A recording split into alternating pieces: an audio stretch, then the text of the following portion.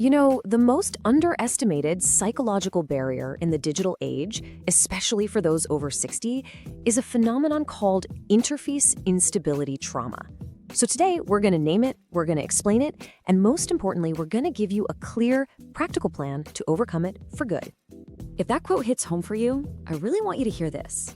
You are not alone. That feeling of disorientation, of violation almost, after a software update, it's a deeply common and completely valid experience.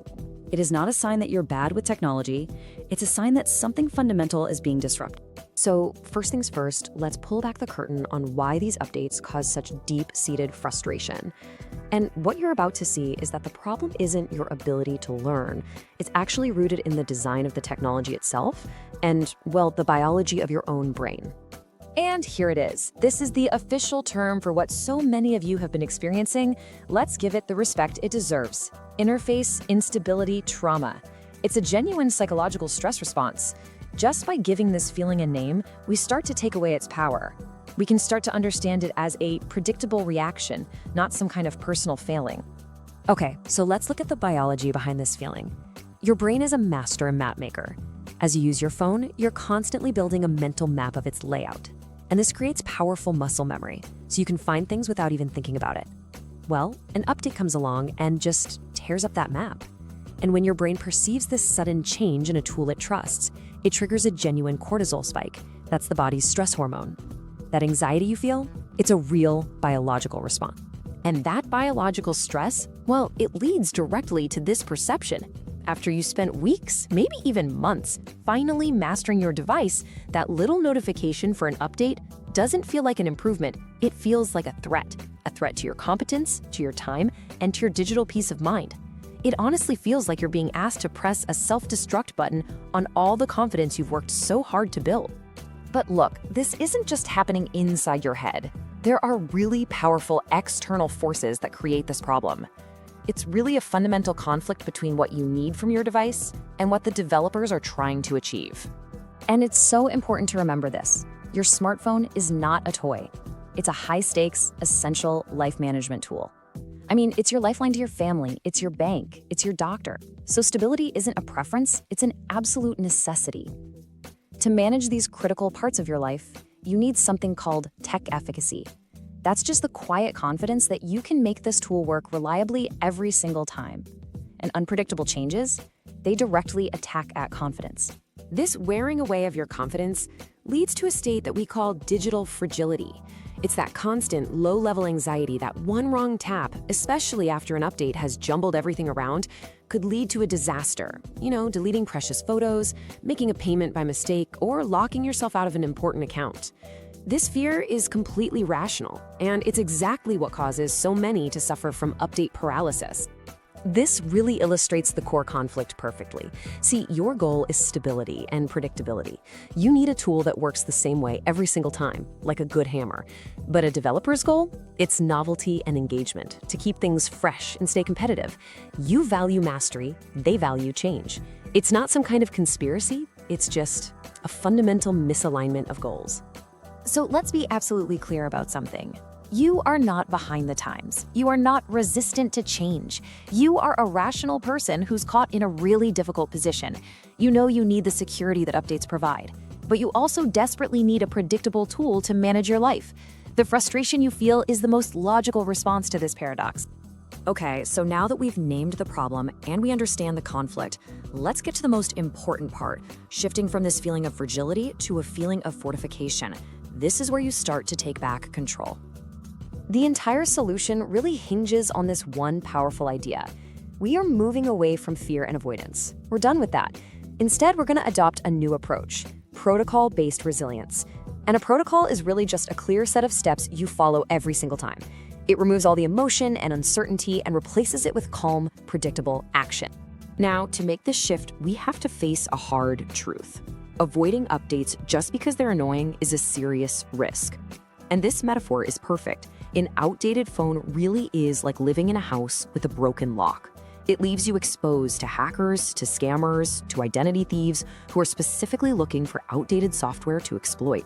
For years, your nervous system has probably been trained to see that update notification and think, attack. An attack on your habits, an attack on your mastery, an attack on your peace of mind. This is the view that we are leaving behind, starting right now. And we are replacing it with this. The new view is update as shield. The goal here is to completely reframe this entire event. The update is no longer the enemy, it's a system fortification. It's the digital shield that protects your finances, your photos, and your privacy from real active threats out there. And the minor annoyance of a moved button, that's just the small price we pay for that powerful protection. This mental shift changes your entire role. Think about it. You are no longer a passive victim, just waiting for some confusing change to be forced on you. From now on, you are the digital administrator of your device. You're the boss, and an administrator decides when and how changes get implemented. You are in command. So now, let's get practical. How do we do this? Well, an administrator needs a plan, and this is yours. It's called the Safe Harbor Protocol, and it's a simple 4-step process that's going to put you firmly in control of every update from here on out. Here are the 4 steps at a glance. We're going to break each one down, but I just want you to see how simple and logical they are. This isn't about becoming some kind of tech genius. It's about creating a calm, controlled environment for managing change. Time, a map, small steps, and the right mindset. That's really it. Step 1, and this might be the most important one, is to find a time surplus. This means you never, ever, ever update your phone when you are rushed, stressed, or about to leave the house. You choose a calm moment. Maybe it's a quiet morning with a cup of coffee. You make sure you're on your trusted home Wi-Fi. What you're doing is giving yourself the gift of time and mental space, removing all the pressure. Step 2 is your secret weapon, the anchor map. Before you even think about hitting that update button, you're going to take a photo of your home screen and any other important screens. You can use another phone, a tablet, whatever you have. This photograph is your map. It's your before picture that guarantees you can always find your way back if the update rearranges your digital kitchen. It is an incredibly simple action that provides immense psychological security. Okay, step 3 is all about managing your expectations after the update. This is the Incremental Learning Rule. Please do not try to relearn your entire phone in one sitting. That's just overwhelming. Instead, give yourself 10 minutes, and your only goal is to find one important thing. Can you find your messages? Great, that's a win. Can you open the weather app? Fantastic. You break the massive task of relearning into tiny, manageable victories. And finally, step 4. This is a powerful cognitive technique called security framing.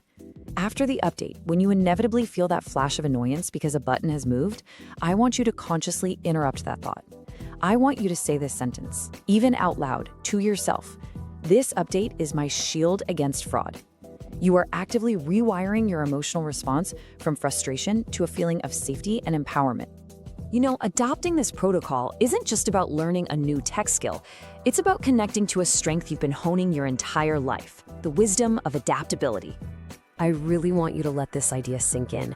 Your frustration with these changes, it's not a weakness. It is a direct result of your strength.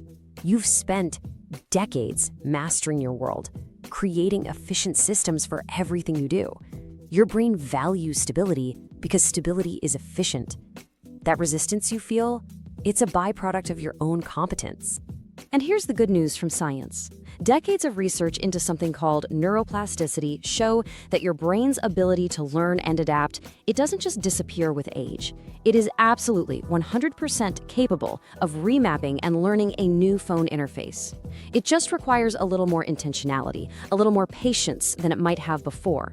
Your hardware is more than up to the task. So let's reframe your identity one last time. You are not someone who doesn't get technology. You are a sophisticated user who rightfully expects your critical tools to be reliable. So approach this process not with dread, but with strategic confidence. You have a plan, you have a protocol, you are in control. And that brings us right to our final section. This is all about solidifying this new role. It's about embracing your digital sovereignty and taking permanent command of your technological world. If there is one single idea to take away from our entire time together today, it's this. Updates are non-negotiable for your safety, but your peace of mind is yours to schedule. You accept the what, the update itself. But from now on, you dictate the when and the how. That right there is the definition of control. Now, to turn this knowledge into a real habit, I want to leave you with a very simple, very gentle challenge. Something you can do in the next 24 hours to put this protocol into practice immediately and really feel that sense of control. Here it is. Sometime today or tomorrow, I want you to build your first anchor map. You don't even have to do the update yet. Just go to your phone's settings and see if one is available. Then, before you do anything else, take a picture of your home screen. Save it somewhere safe. By doing this one small thing, you're taking the first proactive step. You are preparing your safe harbor before the storm even appears on the horizon. Because really, that's what this is all about. It's not about loving technology, it's about commanding it.